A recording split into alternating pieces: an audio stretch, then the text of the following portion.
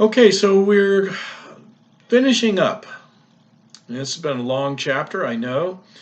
Chapter 11 is a background is actually quite detailed. Um, they treat it very closely to a survey, which would be even more detailed. We would get into that as you come back for your master's degree. We would get into a survey of the Old Testament and really dig in deep there.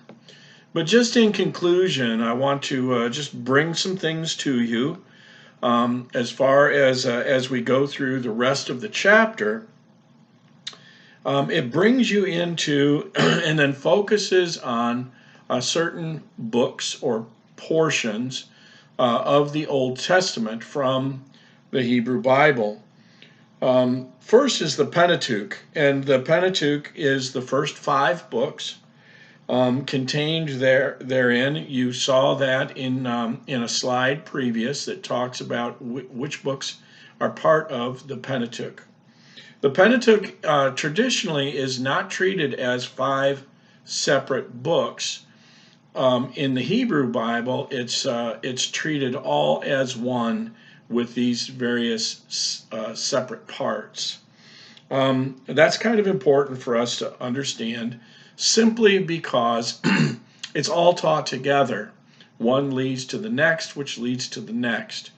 I would suggest if you're teaching in the Old Testament, you would treat the Pentateuch that way because one leads to the other. And if you are looking at it from Genesis on in that manner, what you find in the next book and then the next book, is with the previous still fresh in your mind. It makes it a little easier to comprehend, especially as we're talking about family histories, and things like that as well. So the Pentateuch and it starts with Genesis. I want you to know though these things. The preface or the preface for Genesis 1 through 11, addresses specifically the person, character, and power of God. He is, according to Genesis 1 through 11, he is the source of life and the creator of order. The source of life and the creator of order. The nature of ourselves as humankind is the bearer of God's image. We need to know that as well.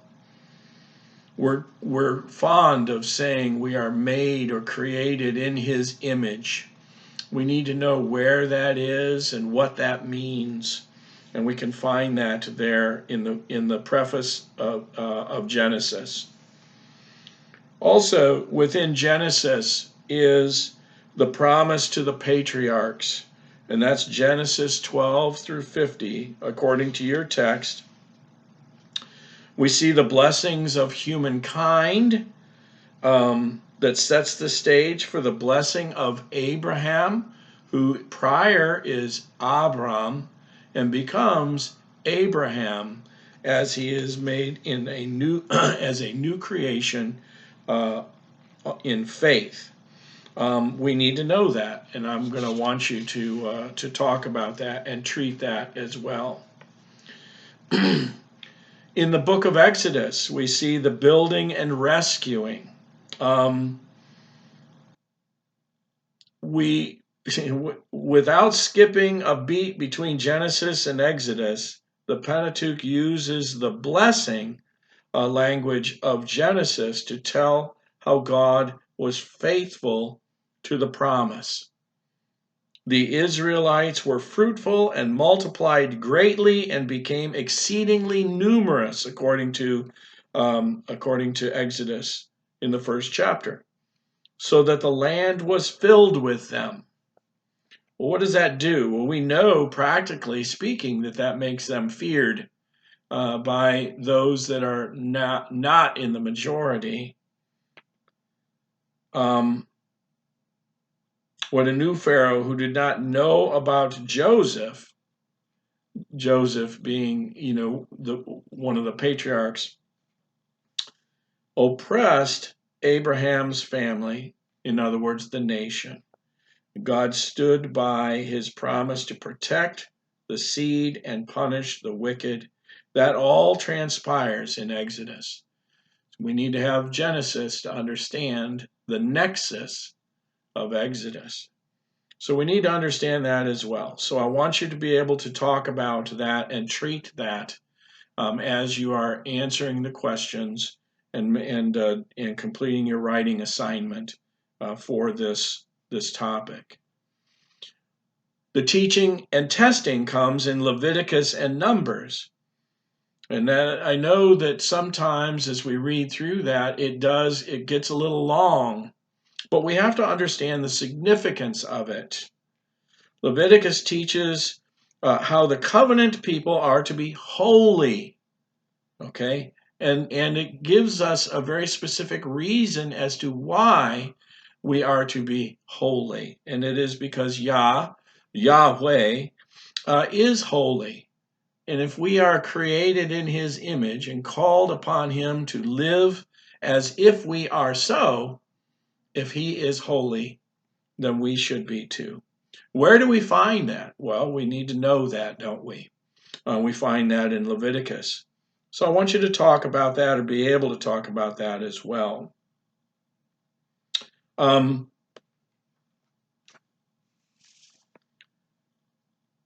These also, just as a kind of an afterthought, these also carry forward into the New Testament as the New Testament is referring back. And the writer here on page 215 quotes 2 Timothy 2:13 as Paul is writing to Timothy and says, if we are faithful, he will remain faithful, for he cannot disown himself. Well, what does he mean by that? We have to understand and be able to put into context what the faithfulness of God looks like. Where would we go to find that? Well, if we're going to look at how it lives itself out, we look to Christ. But if we look to know the reason, we would look back to the Old Testament as it is set forward, and then it reveals itself as needing to be done, who it is that is going to do this, and how it will be done. And that's what we're looking at here. So teaching and testing is in Leviticus and Numbers. I want you to be able to know that and be able to treat that as well. In Deuteronomy, we see the covenant. Moses now uses the format of a second millennium BC treaty, as we talked about the ancient literature, so forth and so on, and how it correlates and is able to be compared to the Hebraic literature and writings. We see very clearly that as Moses is in the midst of or receiving the covenant, Moses now uses the format of a second millennium BC treaty between a great king and a vassal to restate and renew the covenant as he prepares the next generation to trust King Yahweh and claim his promise. We need to know that. Where do we look for that? And that is in Deuteronomy. It's important for us to know that. And I want you to be able to speak of that, just in generalities, the contents of Deuteronomy, the main idea being the covenant that is there. Also, as you're treating and writing about the various books of the Old Testament, it's good to know where to find those references for people and place, and that is in Joshua, Judges, Esther, and Ezra, Nehemiah. As we're talking about the Old Testament, I want you to remember, as we talk about the Old Testament and we refer back to the Hebrew Bible, Ezra and Nehemiah are treated together. It is not separated. It's not two separate books, as you might be used to looking at.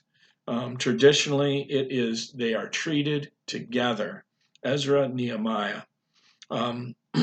which make up the 5 books. The 5 books of Moses stand as a unit. Even a casual reader looking at the text of these, Joshua, Judges, Esther, Ezra, and Nehemiah, would be able to see that these are separate. It's important for us to know that as well. Samuel, Kings, and Chronicles speaks of king and kingdom, and that's also important. We need to also be able to identify what is in the poetic or wisdom books, and take a look at that as well. Not only that, but the prophetic books. I want you to be able to write and treat all of this. Not necessarily is so specific and detailed that you're completing a survey of the Old Testament, but I want to be able to see that we know generally where it is and what it is dealing with. That's absolutely important. Without going any further and without further ado, I just want to say that we're going to stop here.